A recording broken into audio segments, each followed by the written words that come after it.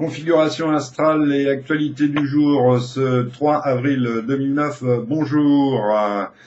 Vénus, toujours rétrograde en bélier, carré à Pluton. Nous voyons Vénus, déesse de la possession, trahie par Pluton, maître du secret. Actualité. Nos dirigeants ont tenté hier, à l'occasion du G20, une première mondiale en s'attaquant aux paradis fiscaux, mais l'indignation de l'opinion publique internationale ne fait pourtant que grandir. Les mesures du G20 apparaissent même comme une provocation pour certains.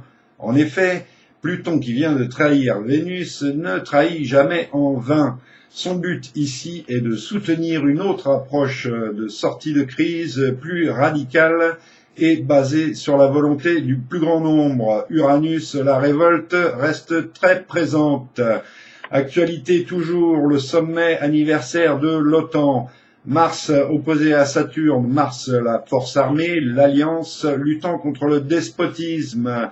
Mais Mars opposé à Saturne, c'est aussi Mars colérique et incontrôlable qui s'attaque à l'ordre établi. Le sommet de l'OTAN s'annonce donc sous des auspices pour le moins orageux.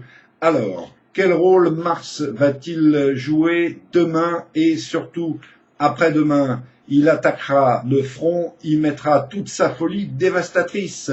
Les échauffourées ont déjà commencé à Strasbourg, elles vont s'amplifier et culminer dimanche. Le dicton du jour, l'art de la guerre, c'est de soumettre l'adversaire sans combat. C'était Sun Tzu. Bonne journée et à bientôt.